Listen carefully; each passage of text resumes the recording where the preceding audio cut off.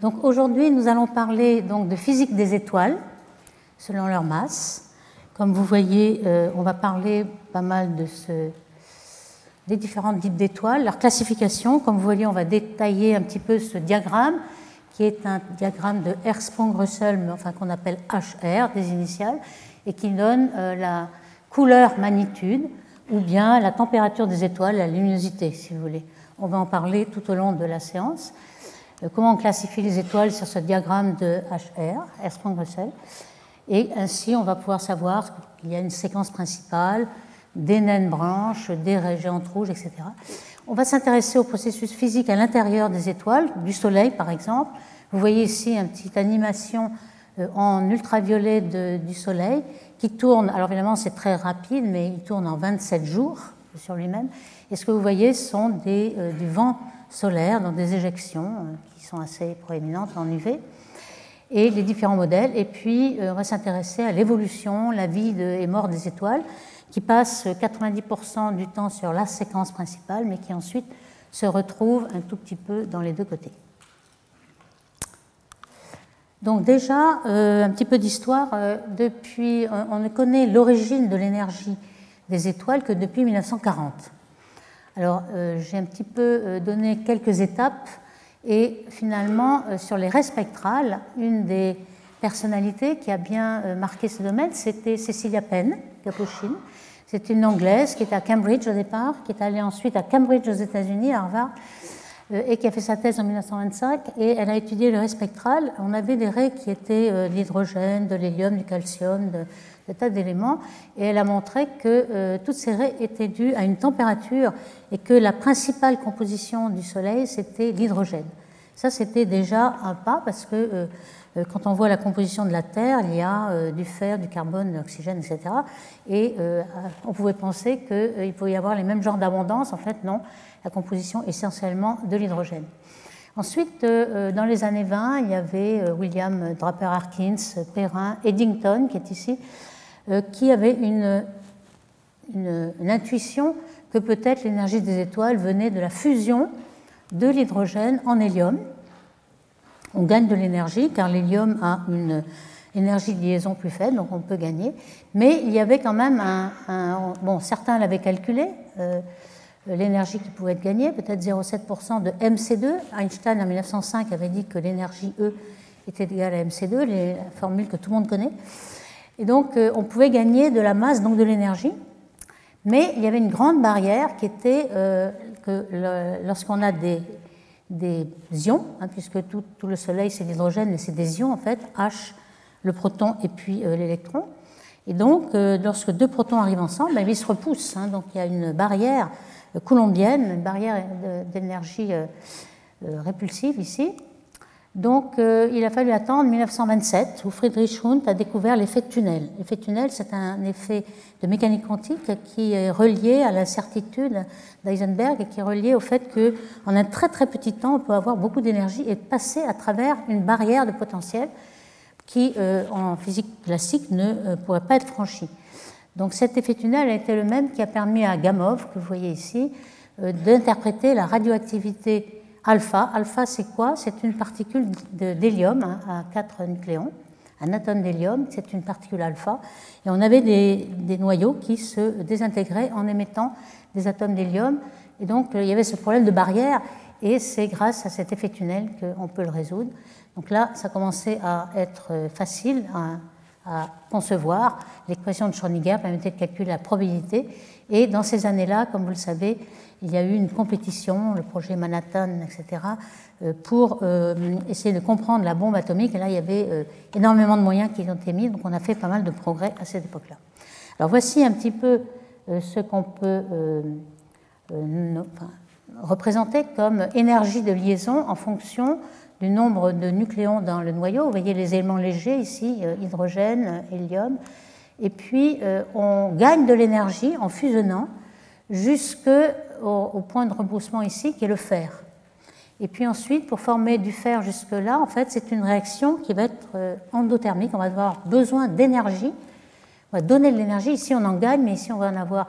Alors, comme vous le savez, sur Terre, dans les centrales nucléaires, on va justement fissionner l'uranium pour gagner de l'énergie. Donc on va dans ce sens. Ici, il faut donner de l'énergie pour former jusque-là. Alors là, il y a eu deux grands articles qui ont montré comment tous ces éléments se formaient. Il y en a un qui était dû à Gamow et son étudiant Alpher. Alors Gamow, il faut savoir que sa personnalité était très enjouée et il y avait beaucoup d'humour. Il avait rajouté Bethe qui n'avait rien fait à ce papier parce que ça faisait alpha, bêta, gamma. Et puis dans ce papier en 1948 qui était assez court, hein, une page mais quand même qui contenait tout, ils l'ont publié un 1er avril et il n'y a pas eu beaucoup de suivi, mais il montrait dans ce papier comment tous les éléments légers, deutérium, hélium et lithium, etc., se forment dans le Big Bang, dans les premières minutes de l'univers, dans le Big Bang, puisque l'univers est tellement chaud que toutes les réactions de fusion, nucléaire de fusion, se propagent. Donc déjà, les éléments légers se forment dans le Big Bang. Puis il y a eu un autre papier beaucoup plus lourd, cette fois-ci 108 pages, et qui est très connu et très cité, de Burbidge, mari et femme, Fowler et Hall, qui synthétisaient tous les éléments jusque-là et détaillaient un petit peu toutes les réactions nucléaires. Donc aujourd'hui, voici ce qu'on sait de la formation des noyaux. Vous voyez que dans le Big Bang, les bleus, donc les éléments légers se forment dans le Big Bang. Alors certains éléments ont plusieurs couleurs parce qu'on peut les former de diverses façons. Une partie est formée pour le lithium dans le Big Bang en bleu. Et puis les éléments légers comme beryllium, bore, en fait ils sont détruits, ils passent dans les étoiles, mais ils sont détruits ensuite pour former des éléments plus lourds. Donc on pense que l'essentiel est formé après coup, lorsque des éléments plus lourds comme carbone, azote et oxygène sont bombardés de rayons cosmiques et qui cassent les noyaux et on les forme BE et B par cette spallation en quelque sorte. Donc c'est un petit peu à part, donc c'est en rose ici, et puis les verts qui sont assez nombreux, ce sont les éléments qui sont rejetés par les étoiles de faible masse, inférieures à 8 masses solaires, comme le Soleil. En fin de vie, il va y avoir pas mal de vents solaires, des éjections d'enveloppes. Et donc on va montrer au cours de cet exposé qu'on peut former un petit peu tous ces éléments en vert. Et puis les explosions. Alors les explosions de supernova, il y en a de deux sortes. L'explosion d'une étoile massive, on va aussi le présenter dans cet exposé. En fin de vie d'une étoile supérieure à 8 masses solaires, on va avoir une explosion de supernovae de type 2, comme le crabe par exemple. Et donc tous les éléments en jaune ici sont formés dans cette supernovae de type 2. Et enfin, supernovae de type 1, c'est un petit peu spécial, c'est quelque chose qui arrive plus tard, qui sont des naines blanches, c'est-à-dire des étoiles de faible masse comme le Soleil, et qui, lorsqu'elles sont une binaire, l'enveloppe du compagnon va tomber sur la naine blanche et va faire une explosion. Et cette fois-ci, on va former les éléments en gris. Et vous voyez que les éléments en violet sont vraiment très abondants ici. Pourquoi ? Parce qu'on a vu qu'il fallait donner de l'énergie. Ce n'est pas bombardement de neutrons qu'on va former ces éléments. Les neutrons vont être très énergiques et vont pouvoir créer, on s'est aperçu d'ailleurs très récemment lorsqu'on a détecté une fusion de deux étoiles à neutrons en 2017, on a détecté les ondes gravitationnelles qui provenaient de cette fusion de deux étoiles à neutrons et dans le même temps, on a détecté un sursaut gamma de l'émission de toute la matière ordinaire et on a vu qu'en effet, on formait tous ces éléments. Il y a des éléments qui sont disons, connus et familiers, hein, l'argent, l'iode, le xénon, vous avez aussi l'or, le platine, et tout ce qu'on appelle l'anthanine, qui est au-delà du lantane. Donc tout ça, c'est formé dans la fusion des étoiles à neutrons. Alors que se passe-t-il dans le Soleil et les étoiles, toutes les étoiles sur la séquence principale, pour fusionner H et former l'hélium? Eh bien, on a une première réaction, donc, celle qu'on appelle PP, proton-proton, qui justement prend énormément de temps. On a dit qu'il y avait un effet tunnel pour passer la barrière coulombienne de répulsion, et ça dure 1 milliard d'années. Donc c'est pour ça que ces étoiles comme le Soleil durent 10 milliards d'années en fait. Si on avait d'autres réactions plus courtes, et on va voir que pour les étoiles plus massives, on a des réactions plus courtes, à ce moment-là, on a des étoiles qui durent que 10 millions d'années parce que tout se passe très vite. Ici, on a un combustible qui se brûle lentement et qui permet à des étoiles comme le Soleil de durer 10 milliards d'années. Donc ici, on a les deux voies ici sont symétriques, hein, pour montrer qu'on va former d'abord du deutérium ici. En bleu, ce sont les neutrons, rouge les protons. Et puis un autre proton ici va former He3, hein, un neutron, deux protons. Et puis finalement, les deux vont fusionner et redonner des protons et former l'hélium.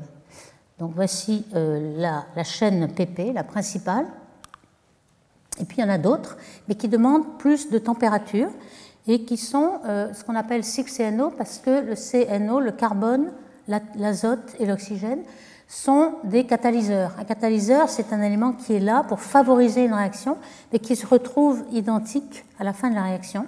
Donc on a fait juste que former le H, on va former l'hélium, mais le CNO aide. Et donc ici, vous voyez qu'on part du carbone 12, qui a 6 protons et 6 neutrons, là le neutron est en gris. Et puis avec un H2+, on va avoir l'azote 13, et puis on va rejeter une charge positive, donc on va avoir C13, puis encore un proton, on va avoir N, l'azote 14, puis ensuite l'oxygène avec un autre proton, puis on rejette une charge positive, on a encore N15, et vous voyez qu'avec un autre proton, cette fois-ci, on va avoir l'hélium, et puis on aurait eu 16 normalement, et on va tomber à 12. Donc on repart ensuite, après ce cycle, avec le même carbone 12. Donc vraiment, c'est un catalyseur. Il est identique au départ et à l'arrivée, mais ça a permis de passer de H à H4 plus facilement au lieu d'avoir P qui se repousse.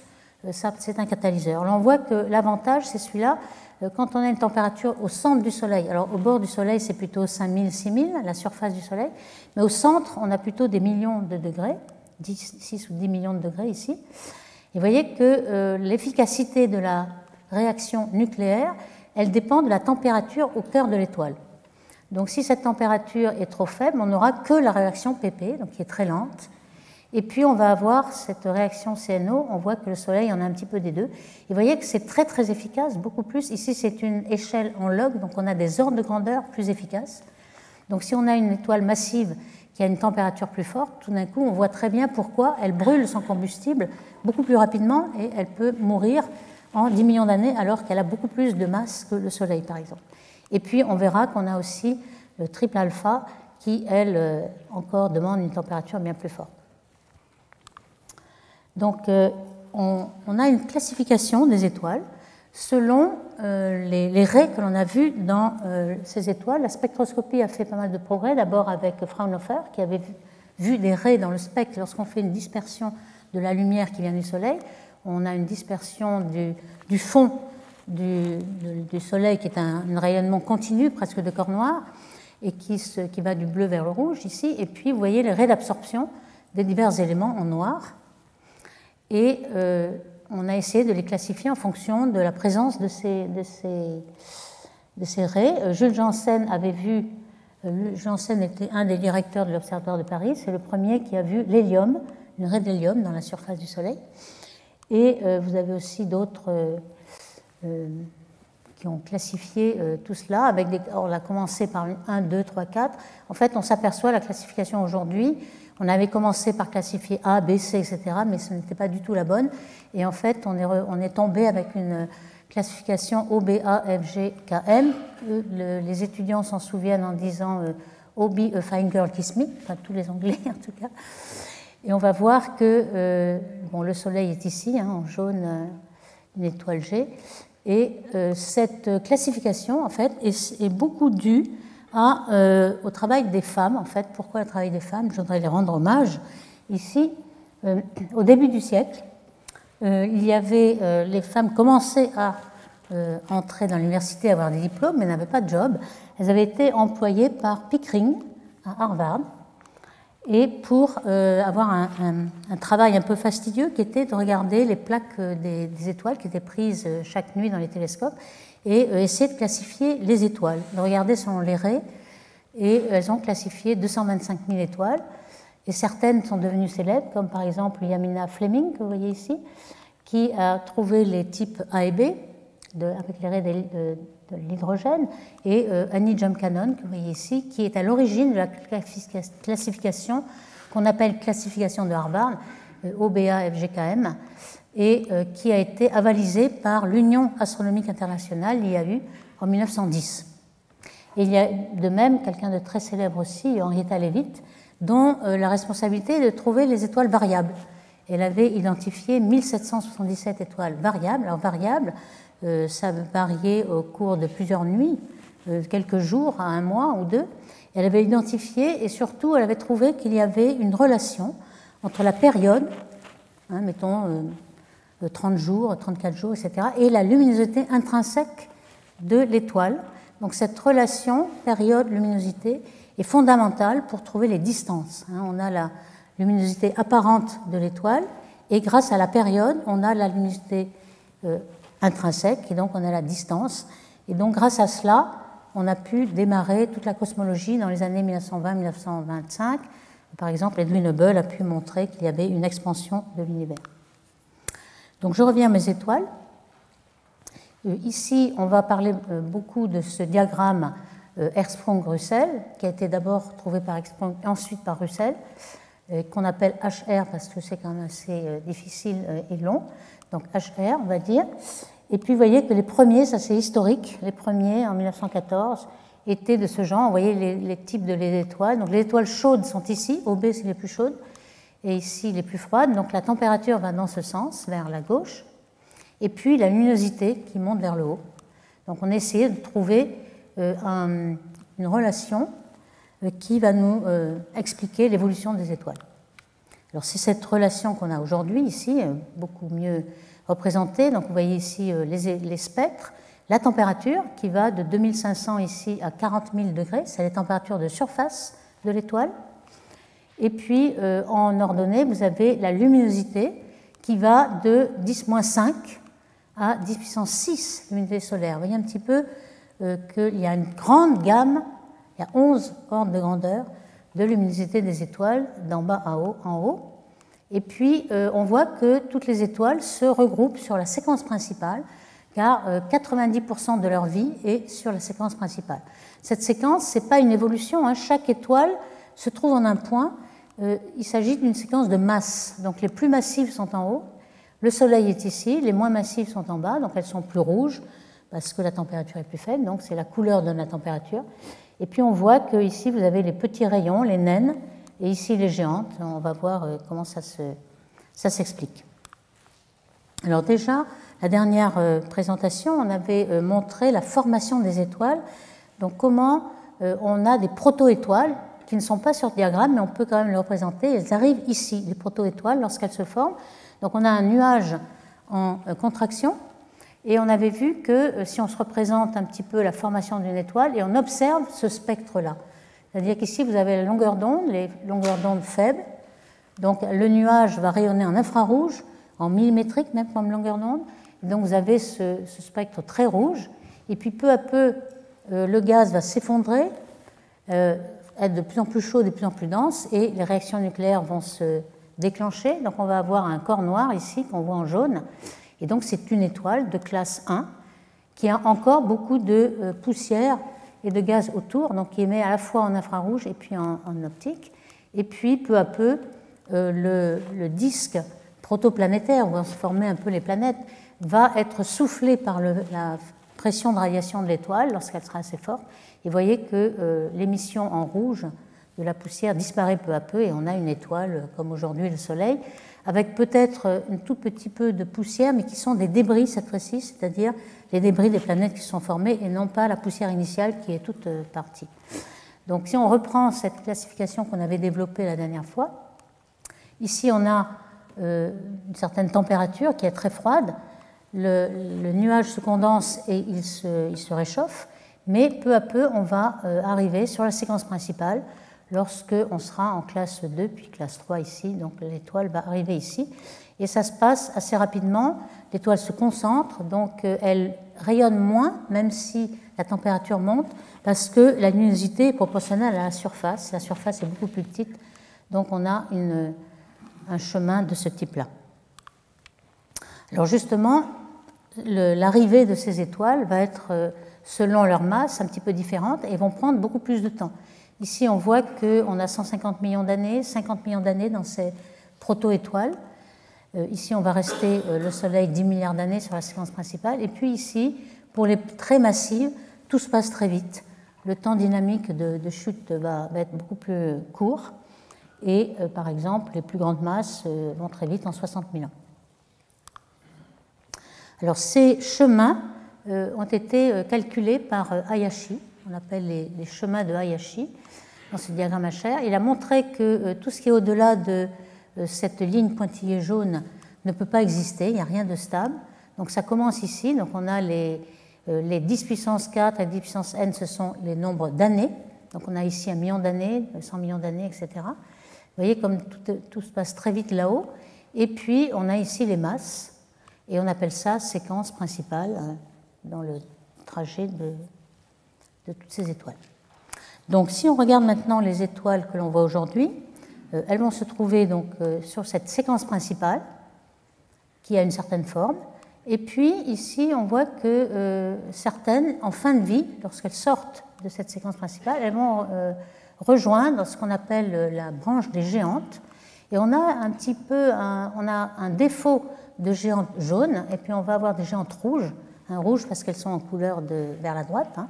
Et on a ce qu'on appelle un grumeau rouge, red clump en anglais, un grumeau des géantes rouges. Ce grumeau des géantes rouges est très utile car on connaît bien la luminosité de ces étoiles et ça nous permet, lorsqu'on le détecte dans une galaxie ou une autre, d'avoir la distance, de savoir exactement à quoi on a affaire. C'est un très bon indicateur de distance. Donc on va essayer de déterminer le destin des étoiles selon leur masse. Alors ici, on a fait ces dernières années, grâce au satellite Gaia, qui est un satellite européen qui a été lancé il y a quelques années, pour faire l'astrométrie de toutes les étoiles, de milliards d'étoiles dans la Voie lactée. Et donc on a leur distance très proche et aussi leur mouvement propre, parce qu'on a regardé les étoiles à plusieurs intervalles de temps.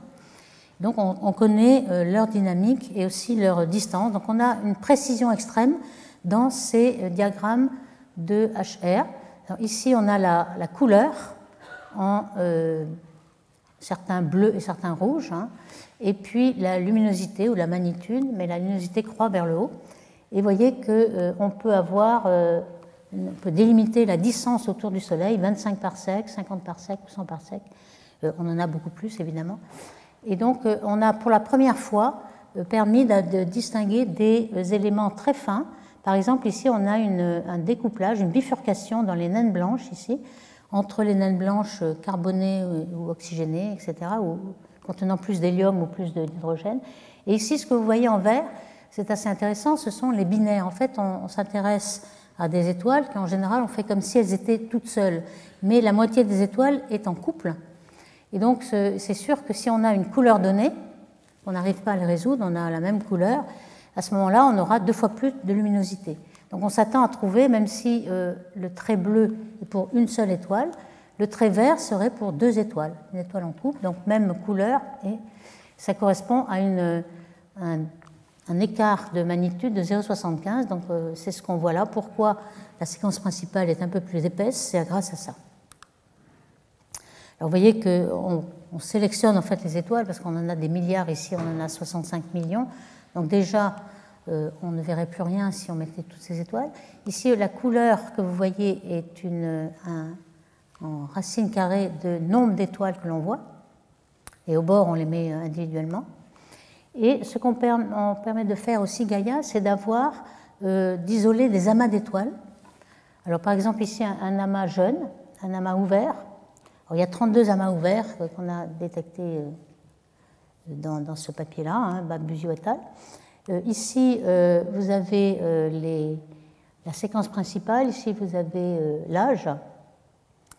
Et ce que vous voyez ici, c'est un démarrage de certaines étoiles lorsqu'elles ont atteint leur fin de vie, et on voit qu'elles arrivent en géante rouge avec un certain détail, une certaine bifurcation. Là, il y a énormément de détails. Et ce qu'on voit, c'est que l'amas est tellement jeune que les étoiles massives qui sont OB, très chaudes, sont toujours là. Par contre, si on prend un amas globulaire, alors c'est un amas globulaire qui est assez âgé, dans la Voie lactée, ils sont assez âgés. Ils ont un avantage, c'est qu'ils sont formés d'un seul coup, donc ils ont à peu près toutes les étoiles ont le même âge. Et là, on arrive à savoir, avec le point à laquelle la séquence principale est quittée, ici, c'est l'âge de l'amas globulaire. Ici, on voit que toutes les étoiles plus chaudes sont parties, puisqu'elles n'ont de durée de vie que de quelques 10-20 millions d'années, et l'amas globulaire est bien plus vieux, donc on n'a que ces étoiles-là, plus ce qu'on appelle un turn-off, c'était un point de rebroussement ici. Et puis, on le voit en fonction de la métallicité, ici la couleur c'est la métallicité, on arrive à distinguer les étoiles selon leur métallicité, le gradient de métallicité est net. Alors, il y a aussi, on peut comparer par exemple les deux diagrammes HR d'un amas globulaire en rose qui a un certain âge et puis un amas ouvert. Alors, ce qu'on voit, c'est qu'on voit bien peut-être les binaires ici, ça s'élargit en binaire, et on voit aussi un phénomène que l'on connaît dans ces amas globulaires, c'est qu'il y a des étoiles qui dépassent le turn-off alors qu'elles ne devraient pas, puisqu'elles sont toutes au même âge. Alors pourquoi? On les appelle blue stragglers ou bien traînantes bleues, enfin c'est des étoiles qui dépassent. Alors pourquoi? Eh bien, simplement, on sait, enfin on les a vues, hein, quand on regarde un amas globulaire, ici, elles sont en bleu. Hein, alors pourquoi? C'est qu'on pense que dans un amas globulaire qui est très dense d'étoiles, à ce moment-là, on a des collisions entre étoiles, et donc deux étoiles vont avoir une masse plus grosse lorsqu'on aura une collision d'étoiles, elles vont fusionner. Donc elles seront un petit peu rajeunies en quelque sorte, en tout cas elles seront plus bleues et plus massives, et donc elles vont au-delà de l'âge attendu de cet amas globulaire. Donc ici, on a bien toutes ces traînardes bleues qui sont ici. Alors on le voit ici, hein, par exemple dans cet amas globulaire ici, et c'est un très riche en fusion.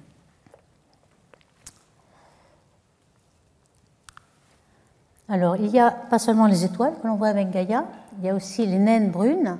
Naines brunes, ce qu'on appelle naines brunes, c'est quelque chose qui n'a pas assez de masse pour déclencher les réactions nucléaires à l'intérieur. Donc, par la gravité, la température atteinte au centre n'est pas assez forte. Donc, on pense qu'on a des étoiles à partir de 0,08 masse solaire. Mais tout ce qui est entre 0,01 et 0,08, ce sont des naines brunes, qui se retrouvent ici quand même. Elles ont quand même effondré leur nuage de gaz, elles sont devenues pratiquement sphériques. Alors Jupiter est une étoile manquée justement dans le système solaire et elle est encore en train de se concentrer, donc avoir une certaine luminosité propre, bien que la plupart de sa luminosité vienne de la réflexion du Soleil. Mais on voit que ces naines, alors on avait dit que ça se terminait en M, la classification, vous avez LT qui sont les naines là ici, et il y en a 443 en vert, quelques-unes en rouge, on voit qu'elles suivent en fait cette séquence principale, on arrive à les détecter assez bien. Alors ici, vous avez une forme différente parce que vous avez des magnitudes qui sont infrarouges, J-K et MK. Alors on voit aussi les nébuleuses planétaires, on va un petit peu détailler plus tard ce que est une nébuleuse planétaire. Pourquoi le nom? Nébuleuse planétaire, c'était une erreur. Les astronomes, quand ils ont vu ce genre d'objet, ils se sont dit, tiens, autour d'une étoile centrale, vous avez un disque dans lequel vont se former des planètes. Pas du tout, du tout. Donc le nom est resté, mais ce n'est pas du tout des planètes. Donc c'est un contresens. Ici, ce qu'on a, c'est une naine blanche au centre, un peu ce que va devenir le Soleil en fin de vie. Donc le centre va se concentrer, l'enveloppe va être éjectée par des instabilités que l'on va décrire. Et donc, c'est l'enveloppe de l'étoile de masse assez faible qui forme ces couleurs, donc du gaz en fait. Donc, que se passe-t-il en fait lorsqu'on a ce genre d'étoile de masse intermédiaire par ici, qui va, à la fin de la fusion d'hydrogène, monter vers les géantes rouges, ou aussi la branche des asymptotiques des géantes ici, eh bien, peu à peu, elle va éjecter du gaz et elle va devenir nébuleuse planétaire. Vous voyez que c'est une période assez courte, donc on n'en voit pas beaucoup, puisque finalement le nombre d'étoiles que vous voyez là est proportionnel à la durée de vie dans cette étape-là. Donc ça, c'est très rapide. Et ensuite, on les voit arriver en naine blanche ici. On voit très bien, là, ça c'est un détail de ce diagramme HR, on voit très bien le grumeau rouge, là, qui est très intéressant au point de vue des distances. Alors dans Gaïa, on a vu qu'il y avait énormément de précision, en effet, et c'est là qu'on voit la bifurcation des naines blanches. C'est la première fois qu'on a vu avec Gaïa cette déformation. En fait, on en a des naines blanches qui ont une surface en hydrogène pur et d'autres en hélium, et donc on arrive à les distinguer ici. Il y a aussi, on voit par cette grande précision des des observations que les modèles marchent très très bien. En fait, en tout cas, les modèles se sont adaptés aux observations de façon très précise. Vous voyez un petit peu le modèle ici, c'est l'isochrone en rouge. Alors, il y a des modèles, il y en a plusieurs. Il y en a qui sont faits en Italie, le programme Parsec, et puis à Genève. Et on voit que, alors ici c'est moins bien, mais simplement parce que on a des étoiles plus faibles, c'est les étoiles de très faible masse. Et là, c'est les observations Gaïa qui sont plus incertaines, parce que les étoiles sont plus faibles. Mais dès que vous avez des étoiles assez brillantes, on voit que c'est très bien reproduit par tous ces âges d'étoiles. Et alors il y a aussi d'autres éléments qui vont faire varier un petit peu, on va le voir, la rotation des étoiles, et puis le champ magnétique, etc. Et on va pouvoir rentrer dans la physique grâce à ces diagrammes HR, très précis. Alors justement, la structure interne, j'ai remis un petit peu tout ce qu'on sait du Soleil par tous les satellites qui ont vu, par exemple en UV, on voit ici le satellite SDO, c'est-à-dire Solar Dynamic Orbiter, qui pendant plusieurs années a disons, continuer de photographier le Soleil. Et vous voyez qu'il y a tellement de choses, de vent solaire qui s'en va, qu'il y avait aussi une utilité au point de vue météo de l'espace, car tous ces rayons cosmiques vont arriver sur la Terre. C'est très intéressant de prédire un petit peu ces événements sur Terre. Alors voici un petit peu ce qu'on peut représenter pour une étoile comme le Soleil. Vous avez un cœur où l'hydrogène est transformé en hélium, ici. Et puis, il y a une zone radiative où la chaleur et le rayonnement s'en va de façon uniquement sans que la matière bouge. Et vous avez une tachocline qui sépare la zone radiative et convective. Et ici, le gradient de température est tellement fort qu'on a intérêt à, un peu comme lorsque l'eau bout, il y a des rayons de convection, et vous avez de la convection, on va le voir. Il faut dire aussi que les photons ici sont piégés par diffusion sur le plasma. Ce sont des ions qui diffusent dans tous sens. Et cette diffusion est très importante puisque au lieu un photon libre mettrait 2 secondes à sortir, puisque le rayon du Soleil c'est 700 000 km, c'est 2 secondes-lumière, eh bien un photon met 200 000 ans à sortir en moyenne. Donc c'est vraiment énorme. Alors, ces paramètres de la physique interne, on peut les relier. On a la luminosité, le rayon. On va supposer que les étoiles sont sphériques. En effet, pour le Soleil, est un peu aplati, mais de l'ordre d'un 10 millième ou un 100 millième. Donc, on peut vraiment prendre l'hypothèse que c'est sphérique. Donc, vous avez la luminosité qui est proportionnelle à la surface, 4 pi r2 de l'étoile. Et puis le rayonnement avec une température de surface, donc en T4, comme le corps noir, et la sigma, la constante de Stéphan.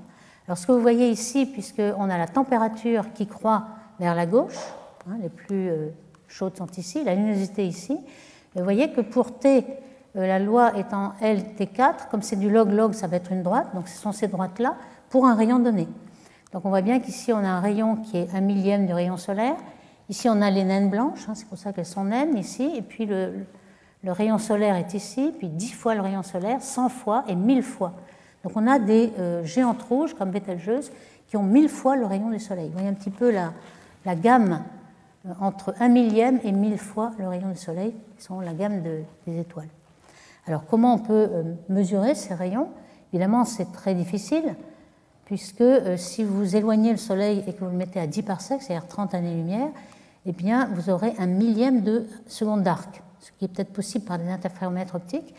Mais lorsque vous avez Bételgeuse, alors là, par contre, c'est plus facile. On peut le faire avec l'optique adaptative, par exemple, avec Sphère sur le VLT de l'ESO. On a pu faire des images de Bételgeuse.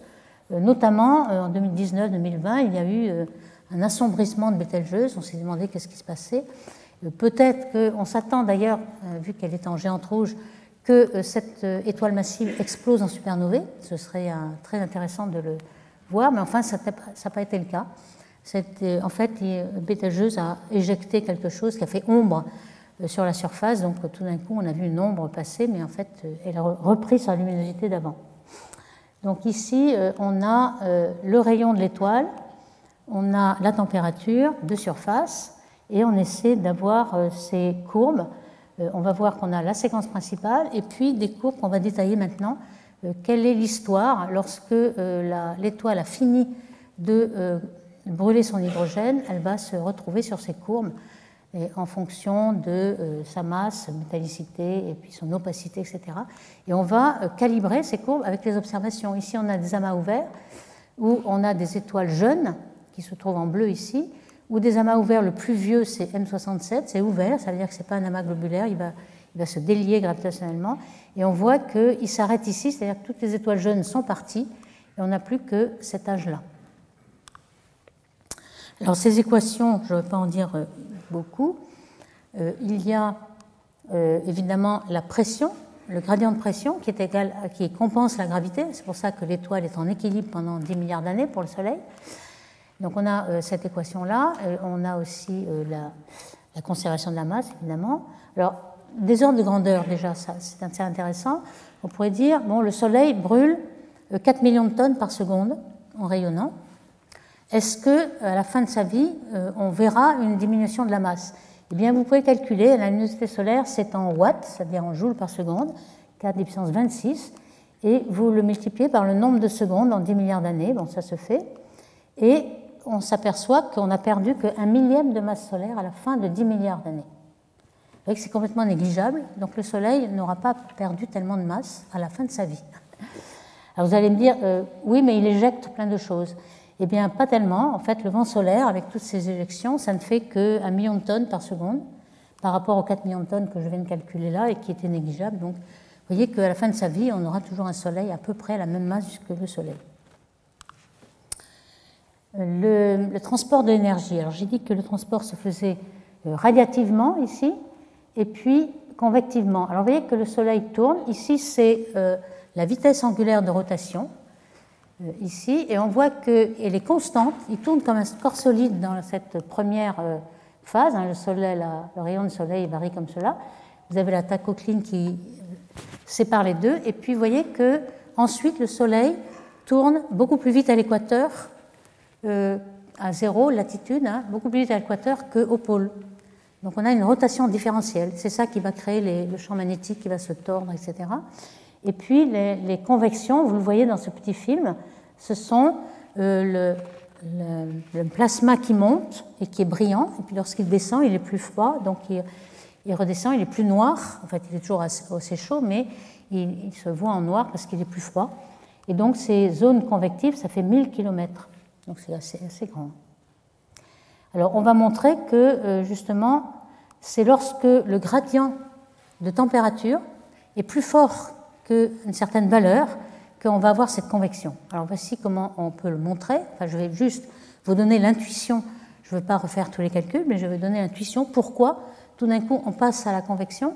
Eh bien, on s'imagine, par exemple, ici on a le gradient de la pesanteur, ici, le centre de l'étoile est ici.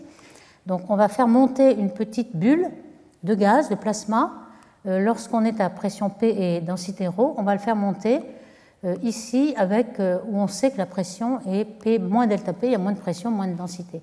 Alors on va supposer que la montée est adiabatique, c'est-à-dire qu'elle est très lente et on ne va pas échanger d'énergie, donc on va appliquer la loi d'adiabaticité. Hein, on se souvient de P, V, gamma égale constante, où P est en ρ gamma, gamma est l'indice adiabatique. Et donc on va essayer de trouver si on calcule cette densité ρ moins delta ρ que l'on a par cette relation-là, et si cette densité est plus faible que la densité qui existe à ce moment-là, ça veut dire que c'est instable, on a la pression d'Archimède qui va le faire monter.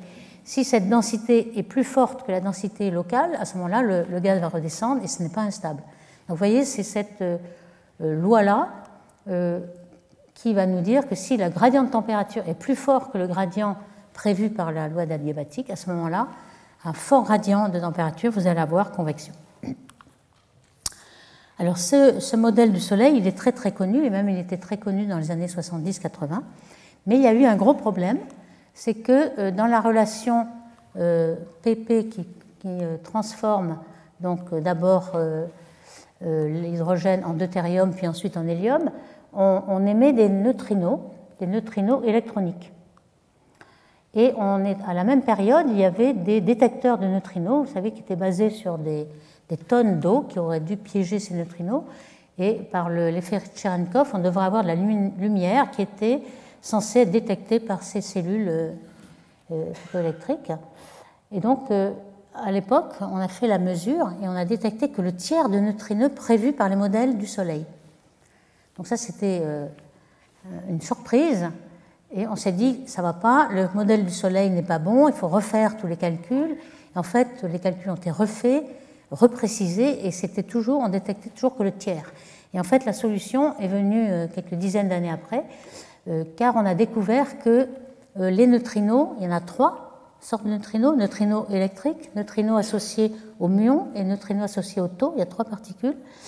Et donc, on pensait qu'ils ne s'échangeaient pas, parce que dans le modèle standard, le neutrino n'a pas de masse. Ils ne peuvent pas s'échanger entre les 3 flaveurs. Or, eh bien, ils s'échangent. Donc, ce qui veut dire que finalement, les neutrinos ont une masse. Elle est très petite, on ne peut pas la mesurer, mais ils ont une masse. Et ça, c'est très intéressant. Ça veut dire que la physique du Soleil a permis de trouver quelque chose qui a qui était vraiment très importante pour la cosmologie. Car si vous avez une masse dans les neutrinos, peut-être que la matière noire que l'on cherche depuis longtemps, enfin à cette époque-là, les neutrinos pouvaient très bien faire une grande partie de la matière noire. On sait aujourd'hui qu'on a contraint la masse des neutrinos à quelques électronvolts, elle existe, mais elle n'est pas suffisante pour faire toute la matière noire. Mais vous voyez qu'il y a un lien entre la physique à l'intérieur du Soleil et puis la cosmologie.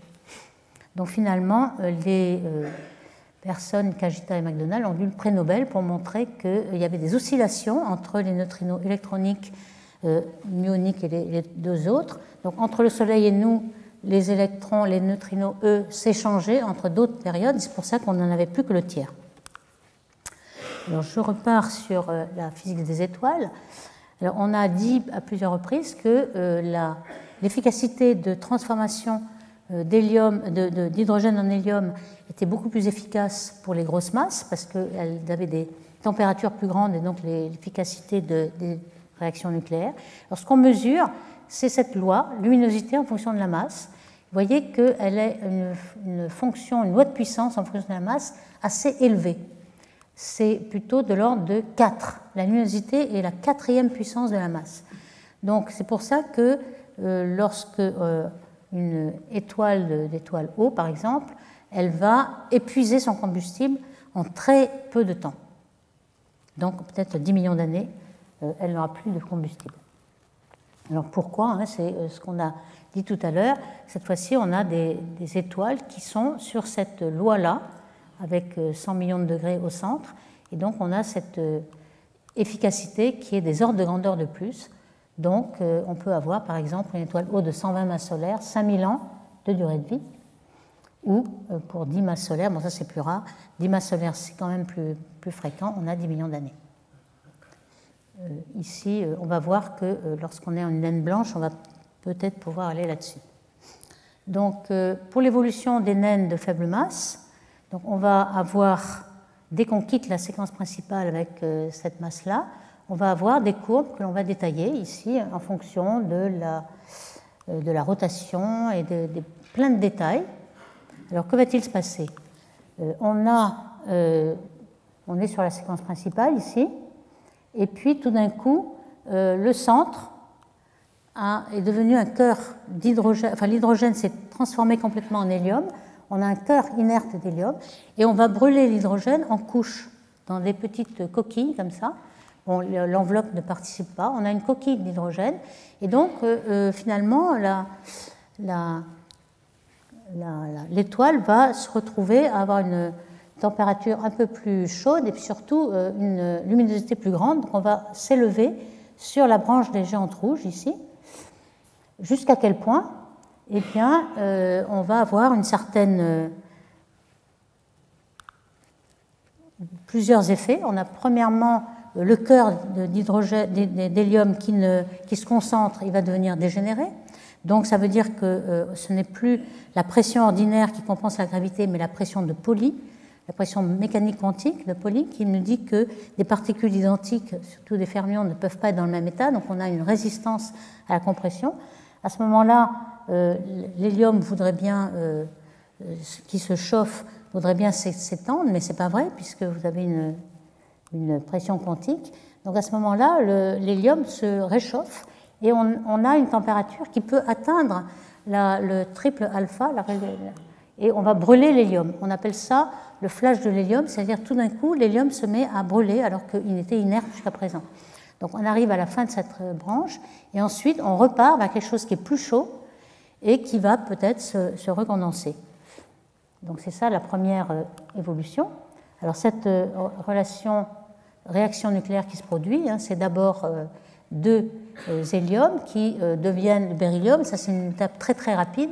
Et en fait on attend un troisième, c'est pour ça qu'on dit 3 alpha. Alpha c'est l'atome d'hélium, on en a 3, et qui vont ensuite donner un carbone, et puis ensuite plus tard un oxygène. Donc on va commencer à brûler l'hélium pour devenir du carbone et puis de l'oxygène. Donc ça c'est une étape juste après l'hélium flash de la géante rouge.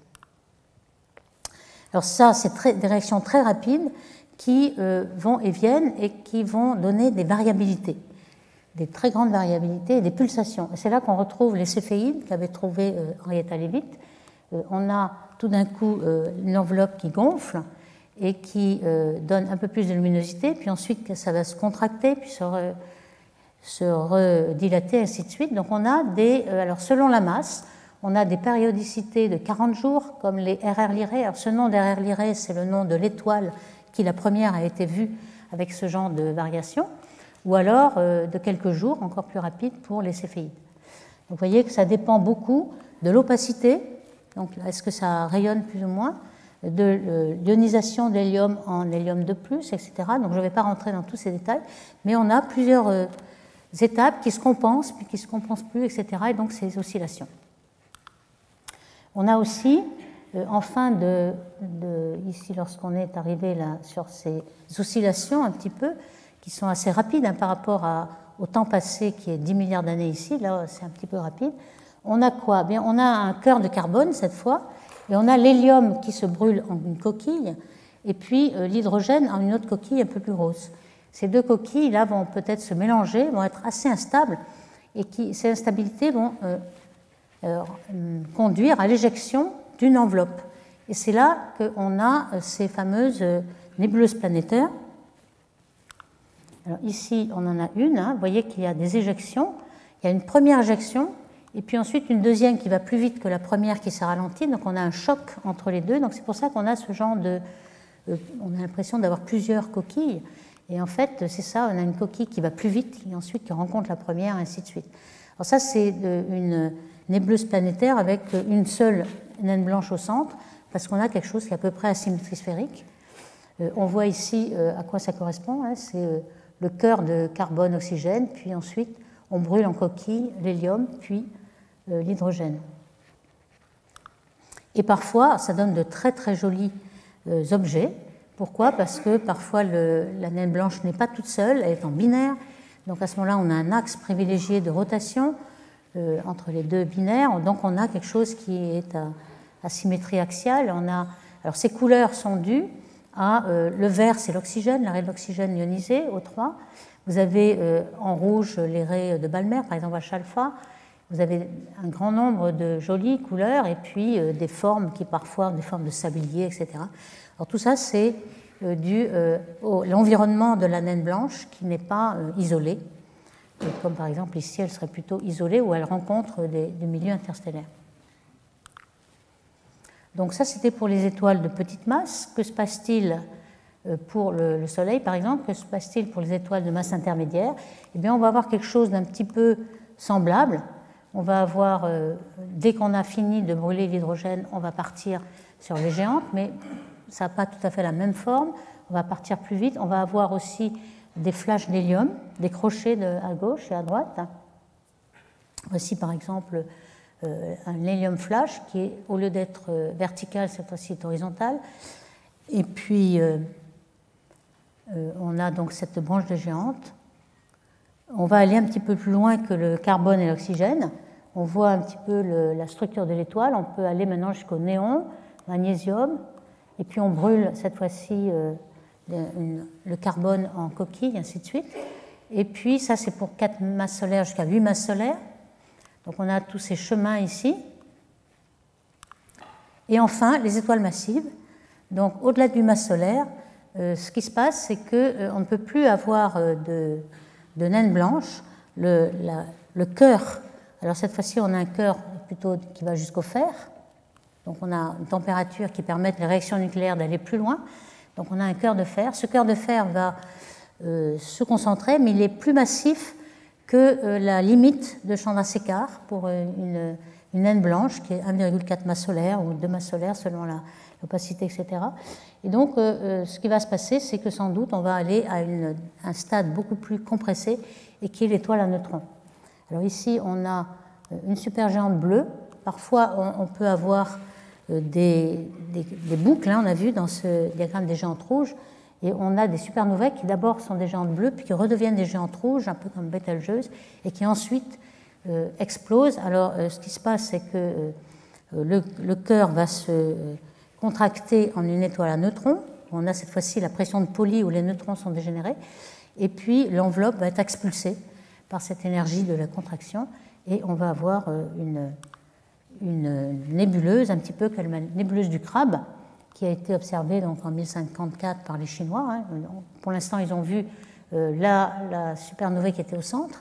Puis peu à peu, cette nébuleuse s'est agrandie. Aujourd'hui, on peut encore mesurer le mouvement, la vitesse de ce gaz qui continue à s'expandre. Et puis, évidemment, il y a une certaine limite à cette masse d'étoiles neutrons. Et on verra que si on dépasse 3 masses solaires, à ce moment-là, on aura un trou noir. Ça, ce sera pour les exposés suivants. Donc, je voulais montrer un petit peu tous les progrès qui ont été faits dans ces isochrones. Hein. Vous voyez ici, en fonction de la métallicité, toutes les courbes de différentes couleurs. Hein, c'est pour différentes métallicités. Ici, c'est des courbes théoriques, donc température et luminosité. Les théoriciens parlent en phénomène physique. Et puis ça, c'est observateur. C'est la même chose, mais lorsqu'on l'observe avec les magnitudes de Gaïa, les couleurs magnitudes, par rapport à température et luminosité. Si vous envoyez des diagrammes HR dans ces deux unités, vous voyez que c'est un petit peu différent. Et puis, en fonction de la rotation, là aussi, ça varie un petit peu. Vous avez oméga, qui est le paramètre sans dimension de la rotation. Oméga, c'est la rotation angulaire. Et on le divise par la rotation critique qui pourrait détruire par la force centrifuge l'étoile. Donc, ça ne pourra jamais être supérieur à 1. C'est quelque chose qui dépend de la masse de l'étoile. Et vous voyez que si vous avez une rotation, évidemment, il y a un axe privilégié de rotation. Donc, ça dépend un peu comme vous l'observez. Si vous l'observez à 0 degré ou à 90 degrés, donc ça dépend un tout petit peu. C'est presque pareil, mais on voit bien qu'ici, ça tombe un peu plus. Enfin, il y a vraiment des petits détails. Et on arrive donc, avec la précision de Gaïa et la précision des modèles, à apprendre beaucoup plus de choses sur les étoiles. Donc, par exemple, sur cet amas ouvert, on a des courbes en fonction de la rotation et on voit qu'il y a certaines étoiles qui tournent et d'autres qui ne tournent pas, ou d'autres qui sont plus ou moins magnétiques. Donc ça nous permet de faire des progrès dans cette physique des étoiles. Ici, vous avez l'exemple d'un amas globulaire avec tous ces détails de rotation ou pas. Alors, je voulais terminer en parlant de l'exploitation en fait, de ces diagrammes HR avec Gaïa. Par exemple, sur l'âge des amas d'étoiles, il est arrivé un moment où la cosmologie n'avait pas vraiment l'âge de l'univers très précisément, et on avait la physique des étoiles donnait un âge qui était plus vieux que l'âge de l'univers prédit par les cosmologues. Donc ça, ce n'est plus vrai maintenant grâce au satellite Planck. On a un âge très précis par la cosmologie, et par contre, on peut avoir l'âge des étoiles. Alors, il n'y a aucune incompatibilité maintenant. On a par exemple un de ces plus vieux amas dont l'âge a été déterminé par ce diagramme HR avec une précision qui est quand même inférieure à celle que l'on a avec le satellite Planck. En fait, en tout cas, ce n'est plus incompatible. Hein, voici comment l'âge a été déterminé en regardant une distribution de Voronoi là, dans tout l'espace du diagramme HR et en regardant un petit peu les possibles distances, etc. Alors, pour distinguer un petit peu dans la galaxie les étoiles qui viennent de notre Voie lactée et les étoiles qui viennent d'autres satellites qui ont fusionné, ce diagramme HR est très intéressant. Comme vous voyez, grâce à Gaïa, on a déterminé qu'il y avait des étoiles qui provenaient d'un compagnon qui a fusionné avec la Voie lactée il y a 8 milliards d'années. Alors, on l'a appelé parfois saucisson, sausage, ou bien encelade. La mythologie de Gaïa et Encelade est bien connue. Donc, on l'appelle GSE pour faire simple. Et vous voyez que dans le diagramme du moment angulaire, c'est-à-dire cinématique, la vitesse, ces étoiles de GSE, là, de Gaïa Encelade, sont très différentes de la Voie lactée, mais aussi dans le diagramme où il y a l'abondance des éléments, le magnésium par exemple, l'aluminium, etc., on voit que ces étoiles sont très différentes. Et on le voit aussi ici, hein, c'est encore plus visible. Pourquoi le nom de saucisson a été donné, c'est que vous avez une vitesse radiale et une vitesse de rotation. On voit que la Voie lactée, c'est le point rouge. Là, toutes les étoiles de la Voie lactée sont là. C'est-à-dire qu'elles ont une vitesse de rotation dans un disque autour du centre de la Voie lactée. Par contre, les étoiles de Gaïa Encelade arrivent de façon radiale. Donc, on n'a pas de vitesse de rotation et on a une grande vitesse radiale. C'est ça le sausage, en fait. Et puis, on a l'abondance aussi qui est différente. Donc, vous voyez que tous ces diagrammes HR d'étoiles individuelles nous amènent à savoir quelle est l'histoire, en fait, de fusion de la Voie lactée. On a pu, d'ailleurs, il y en a plusieurs hein, des amas d'étoiles qui ne proviennent pas de la Voie lactée. Par exemple, Sequoia, et on a pu distinguer les étoiles de Sequoia et les étoiles de Gaïa Encelade. Donc, séparer un peu les divers satellites qui ont fusionné avec la Voie lactée, c'est assez possible. Et par exemple, on a pas mal d'amas globulaires dans la Voie lactée. On se demande si ça vient de la formation de la Voie lactée au début, ou bien si ces amas globulaires ont été apportés par les satellites. En effet, il y en a un grand nombre.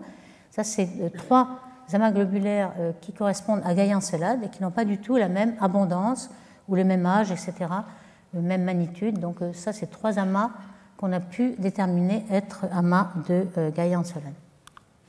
Donc voilà, j'arrive à la fin de cet exposé. Donc j'espère que vous avez bien vu comment on classifie les étoiles dans ce diagramme HR, comment Gaïa a pu nous préciser quelle était la bifurcation des naines blanches ici, les binaires ici, comment la physique interne, l'atmosphère des étoiles est maintenant bien connue, surtout pour le Soleil, pour les étoiles de masse plus faible, et pour les étoiles plus grandes, on voit que la rotation et l'opacité jouent beaucoup.